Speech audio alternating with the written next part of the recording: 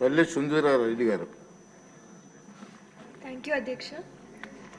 పుట్టపర్తి నగరం ప్రపంచ ప్రఖ్యాతిగాంచిన ఒక గొప్ప ఆధ్యాత్మిక నగరం అధ్యక్ష. ఇది జిల్లా హెడ్ క్వార్టర్స్ కూడా. ఇక్కడ స్పోర్ట్స్ ఇంకా గేమ్స్ మీద ఆసక్తి చూపే చాలామంది యువత ఉన్నారు. అలాగే డిగ్రీ మరియు ఇంటర్ చదివే విద్యార్థులు కూడా చాలామంది స్పోర్ట్స్ మీద ఆసక్తి చూపిస్తున్నారు అధ్యక్ష. ఇక్కడ వీరికి hockey, football, cricket, volleyball, basketball, kabaddi, kho kho ఇంకా ఇతర గేమ్స్ ఆడుకోవడానికి ఇక్కడ ఒక స్టేడియం చాలా అవసరం అధ్యక్ష. మీ ద్వారా మంత్రివర్యుల్ని ఇక్కడ ఒక స్టేడియం ఏర్పాటు చేయాలని కోరుతున్నాను అధ్యక్ష.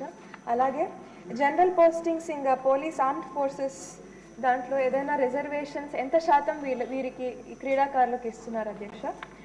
ఇంకోటి నేషనల్ లెవెల్ అండ్ స్టేట్ లెవెల్లో మెడల్స్ పొందిన క్రీడాకారులకి ఏ రకమైన ఫెసిలిటీస్ అండ్ ఫైనాన్షియల్ అసిస్టెన్స్ ఏదైనా ప్రభుత్వం ఇస్తుందా అధ్యక్ష. అలాగే క్రీడాకారులకి అత్యుత్తమైన శిక్షణ ఇవ్వాలి అంటే ఈ కోచెస్ చాలా వరకు నేతాజీ నేషనల్ ఇన్స్టిట్యూట్ ఆఫ్ స్పోర్ట్స్లో కనీసం 1 సంవత్సరం పాటు ట్రైనింగ్ చేసి ఉండాలి అధ్యక్ష. కానీ ఇప్పుడు రాష్ట్రంలో పనిచేసే చాలా వరకు కోచెస్ కేవలం 6 వారాలు మాత్రమే ట్రైనింగ్ పొంది వాళ్ళు ఉద్యోగాల్లో చేరుతున్నారు అధ్యక్ష.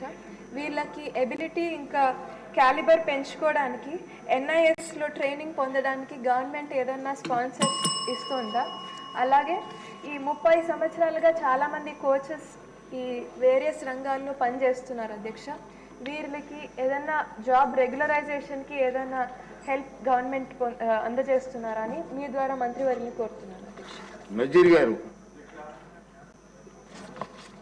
ధన్యవాదాలు అధ్యక్ష. ముందుగా